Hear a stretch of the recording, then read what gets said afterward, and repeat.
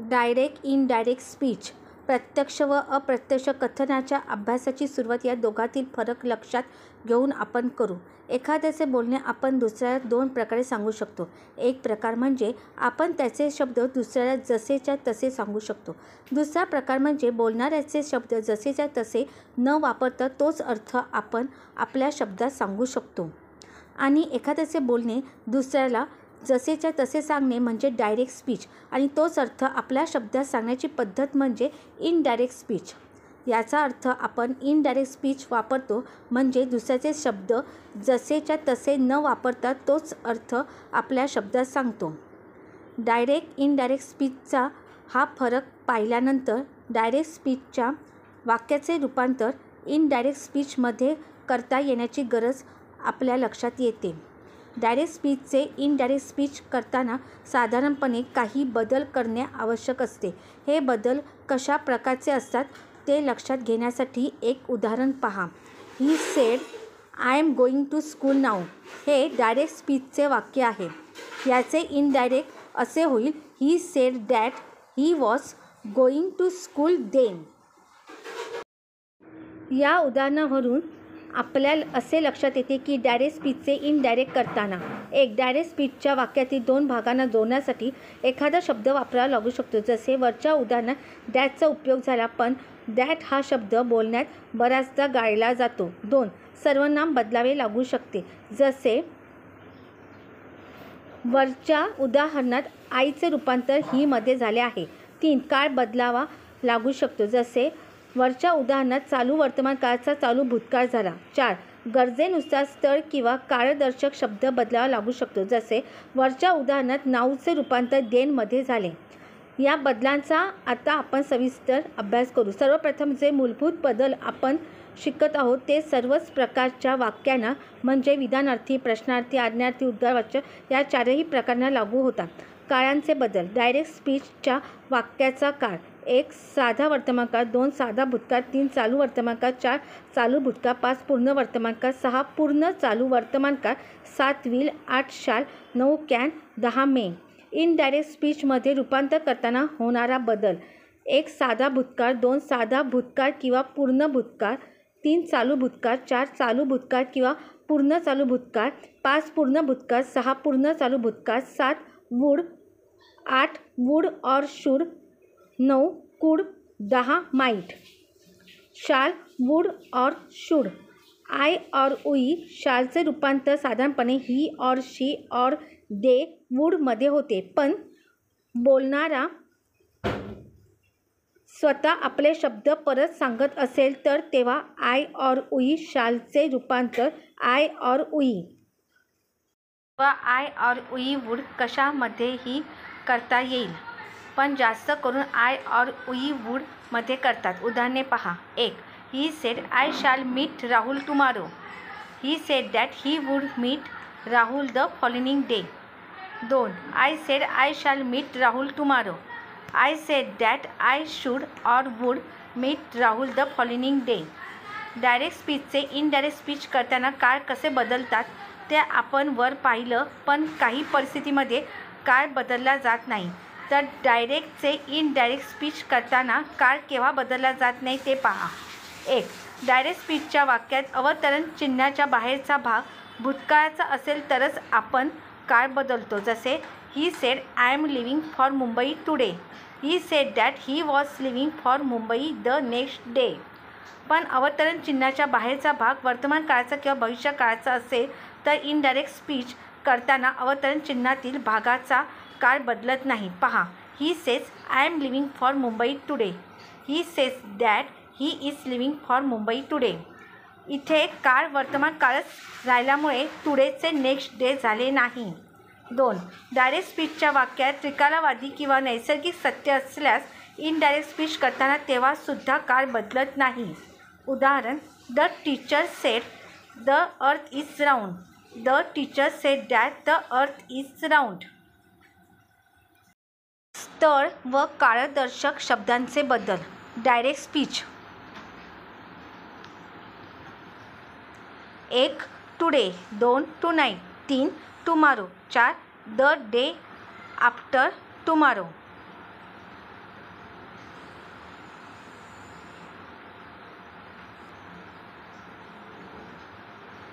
5. Yesterday. 6. The day before yesterday. 7. Ago. 8. Next week. 9. Last week. 10. Thus. 11. Here. 12. This. 13. These. Indirect speech. 1. That day. 2. That night. 3. The next day or the following day. 4. In 2 days time. 5. The day before. 6. 2 days before. 7. Before. 8. The following week. 9. The previous week or the week before. 10. So. 11. There. 12.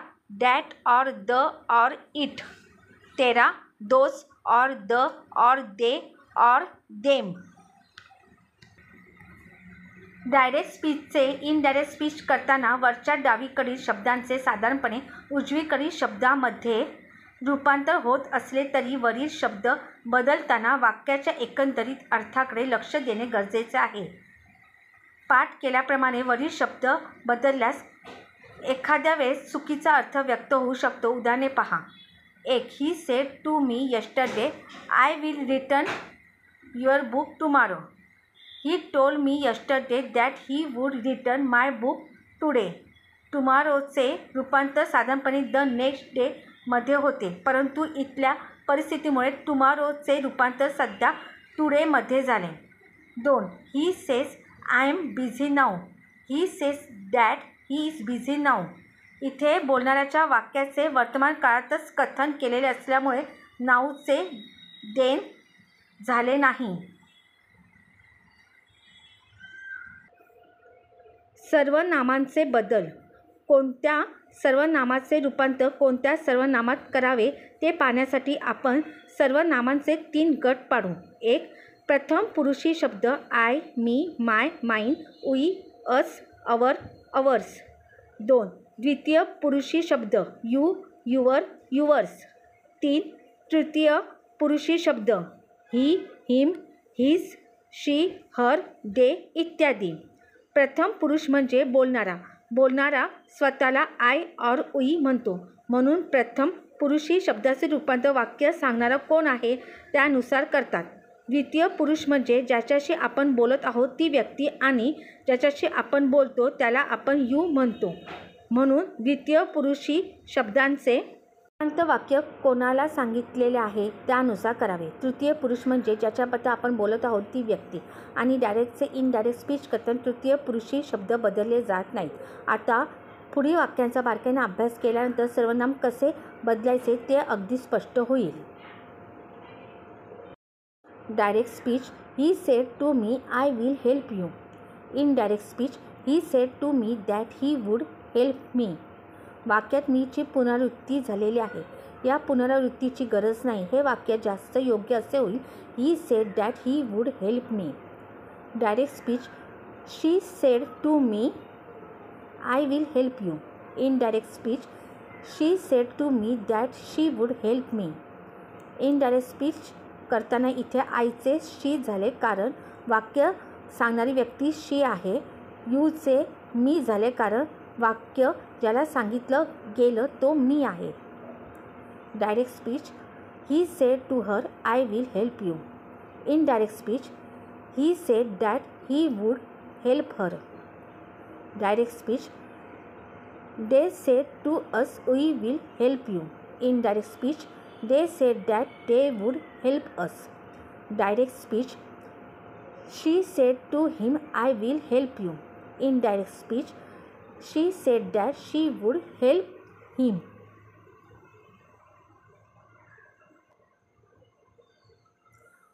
Direct speech.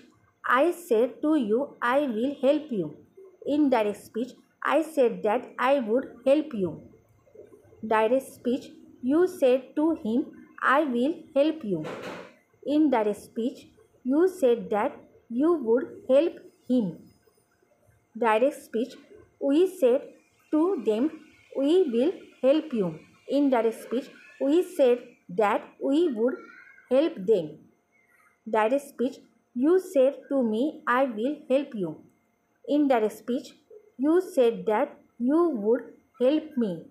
Direct speech, I said to him, I will help you. Indirect speech, I said that I would help him. जोडण्यासाठी वापरले जाणारे शब्द. Indirect speech करताना direct स्पीचच्या वाक्यातील दोन भागांना जोडण्यासाठी कोणता शब्द वापरावा ते अवतरण चिन्हातील वाक्य कोणत्या प्रकारचे आहे त्यावरून ठरते. जसे वाक्य विधानार्थी असेल तर जोडण्यासाठी साधारणपणे डॅट वापरतात. वाक्य कशा प्रकारचे असेल तर जोडण्यासाठी कोणता शब्द वापरावा ते आपण वाक्यांचे प्रकार पाडून लक्षात घेऊ. विधानार्थी वाक्ये. विधानार्थी वाक्यांचे इनडायरेक्ट स्पीच करताना एक जोडण्यासाठी साधारणपणे डॅट हे उभयान्वयी अव्यय वापरले जाते. सेडचे रूपांतर टोलमध्ये केले जात नाही, पण सेड टूचे रूपांतर टोलमध्ये करता येईल किंवा सेडसुद्धा वापरता येईल. इनडायरेक्ट स्पीचचे वाक्य सुरू करताना कर्त्यासोबत बऱ्याचदा से किंवा टेलचा उपयोग केला जाऊ शकतो, पण कधी से और टेलची पुनरावृत्ती टाळण्यासाठी किंवा कधी से और टेलमधून अपेक्षित अर्थ प्रभावीपणे व्यक्त होऊ शकत नसल्यास गरजेनुसार इतर क्रियापदेही वापरली जाऊ शकतात. जसे complain, assure, admit, deny, add, remark, reply, boast, object, explain, protest, observe, whisper इत्यादी. उदाहरणे. 1. If we try we can reach on time. He said that if they tried they could reach on time. 2. I am very happy that I am here today, he said to us. He told us that he was very happy that he was there that day. 3. They did not treat me fairly, he said. He complained that they had not treated him fairly. 4. You stole my money, he said to me. He accused me of stealing his money. 5. Rest assured, I will pay you back very soon, he said to me. He assured me that he would pay me back very soon. प्रश्नार्थी वाक्ये. प्रश्नार्थी वाक्याचे indirect speech करताना एक सेचे रूपांतर ask, inquire, want to know किंवा वंडरमध्ये करतात. से टूचे रूपांतर मात्र फक्त आस्कमध्ये करतात. सेचे रूपांतर आस्कमध्ये करतात म्हणजे सेडचे रूपांतर आस्कमध्ये होईल. 2. प्रश्नार्थी वाक्याला विधानार्थी केले जाते. पर्यायाने वाक्याच्या शेवटी पूर्णविराम येते. 3. काळ, सर्वनाम वगैरेचे बदल वर पाहिल्याप्रमाणेच केले जातात. 4. जोडण्यासाठी इफ किंवा वेदरचा उपयोग केला जातो, पण प्रश्नार्थी वाक्याची सुरुवात प्रश्नार्थी शब्दाने झालेली असल्यास जोडण्यासाठी काही वापरत नाही. उदाहरण. 1. He said, is it so? He asked if it was so. 2. He said, what is it? He asked what it was. आणखी काही उदाहरणे पहा. 3. Where do you live? He said to me. प्रश्नार्थी वाक्यात डू और डज ही सहाय्यकारी क्रियापदे असल्यास इनडायरेक्ट स्पीच करताना त्याचे डीड करू नये, कारण इनडायरेक्ट स्पीचचे वाक्य विधानार्थी असते आणि होकारार्थी विधानार्थी वाक्यात डीड वापरले जात नाही. म्हणून डू और डजचे डीड न करता डू और डज काढून टाकावे आणि क्रियापदाचे दुसरे रूप वापरावे. मग इनडायरेक्ट स्पीचचे वाक्य असे होईल. He asked me where I lived. 4. Why don't you go there? He asked me. He asked me why I didn't go there. डोंटचे रूपांतर डिडंटमध्ये होते. 5. When did you come back from America? I asked him. I asked him when he had come back from America. 6. What is your profession? He asked me. He asked me what my profession was. आज्ञार्थी वाक्ये. आज्ञार्थी वाक्याचे indirect speech करताना से टूचे रूपांतर आज्ञा, विनंती किंवा सल्लादर्शक क्रियापदामध्ये केले जाते. या क्रियापदासोबत कर्म मी, अस, हिम, हर, देम, राम, श्याम इत्यादी वापरले जाते आणि बाकीचे वाक्य जोडण्यासाठी साधारणपणे टू हा शब्द वापरला जातो. आज्ञार्थी वाक्याच्या इनडायरेक्ट स्पीचचे वाक्य सुरू करण्यासाठी वापरली जाणारी क्रियापदे order, command, tell, ask, forbid, request, implore, beg, entreat, advise, remind, warn, encourage या क्रियापदासोबत कर्म पाहिजे. म्हणजे he order me to go, he advise us to go असं म्हणावं लागेल. फक्त he order to go, he advise to go असे नाही. म्हणून डायरेक्ट स्पीचच्या वाक्यात आज्ञा वगैरे कोणाला दिलेली आहे त्याचा उल्लेख नसला तरी आपल्याला या क्रियापदासोबत परिस्थितीनुसार एखादे कर्म वाढवावे लागेल. जसे he said, wait a minute, he told me, or us, or him, or her, or them to wait. आणखी उदाहरणे. एक, he said shut the window. Ram, he told Ram to shut the window. 2, she said to me, you had better get your hair cut. She advise me to get my hair cut. पासून सुरू होणाऱ्या वाक्याचे indirect speech. Late पासून सुरू होणाऱ्या वाक्यांचे indirect speech.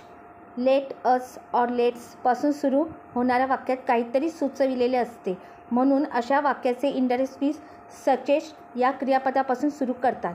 सजेस्टसोबत पुढच्या वाक्याला जोडण्यासाठी दॅट वापरतात आणि लेट्सचे रूपांतर परिस्थितीनुसार वी शूड किंवा दे शूडमध्ये करतात. पहा.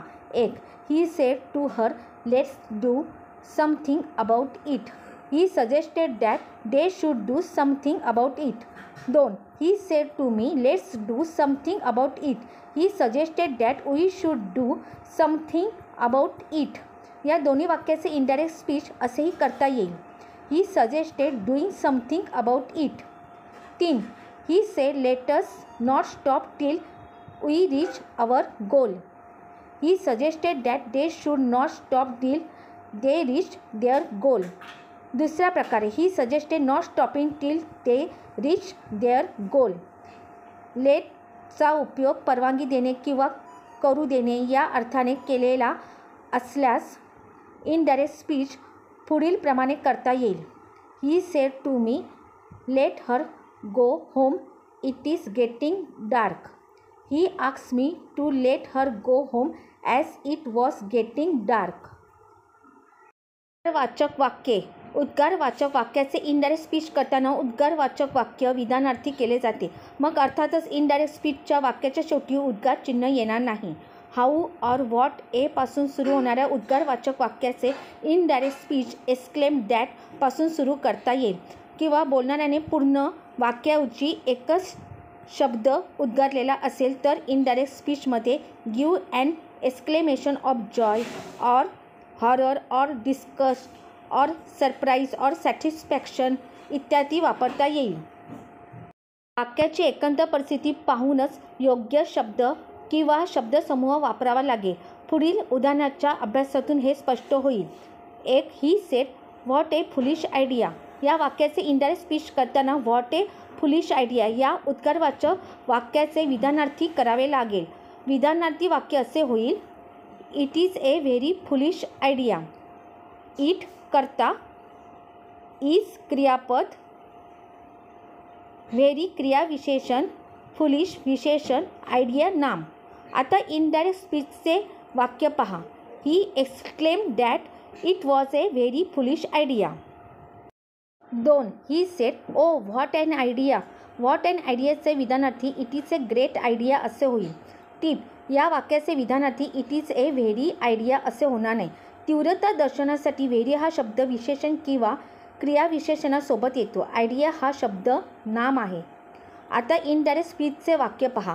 He exclaimed that it was great idea. 3, he said to me what a lazy man you are. या वाक्याचे विधानार्थी you are a very lazy man असे होईल. इनडायरेक्ट स्पीचचे वाक्य he exclaimed that I was a very lazy man.